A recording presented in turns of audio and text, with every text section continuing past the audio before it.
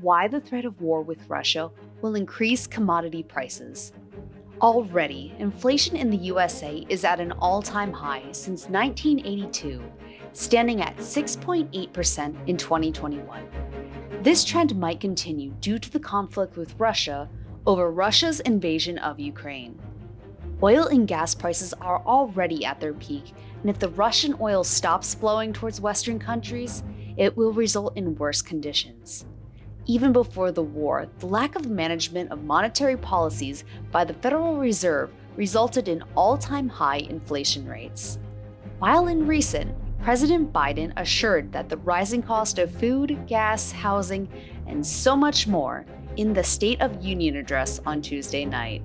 Here are the factors which might play a major role in the price hikes in the near future. EU gets 40% of their gas from Russia. According to the Energy Information Administration, Russia comes at second in the production of natural gas after the US. Russia is a major exporter and exports natural gas valued at $55.5 billion, which is double compared to the previous year and 12% of world trade. The EU is the major importer of oil and gas, standing at 115 billion cubic meters of natural gas from Russia, which is 40% of imports and 45% of total gas consumption. Due to the ongoing war of Russia with Ukraine, it might be difficult for Russia to export that much oil and gas, which will result in price hikes. On the other hand, the UK is not dependent on Russia. Unlike other EU countries for gas supply, as their major imports are derived from reliable sources like Norway. Kenneth Griffin has written in the Wall Street Journal that Europe should reduce its reliance on Russian gas exports and the US should help the EU to encounter a deficit of oil and gases. Ukraine is a major exporter of wheat to the EU. Both Russia and Ukraine are major exporters of wheat. Ukraine exported 16.6 million metric tons of wheat in the financial year of 2020 to 2021 and is expected to export 22.5 million metric tons, but stopped due to its ongoing war with Russia.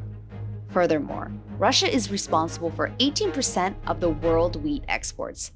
Put together, both countries are responsible for more than 25% of world exports. In the year 2020 to 2021, US and EU imports were 132 million metric tons respectively. As war shuts down the Ukrainian ports, they are no longer able to export wheat.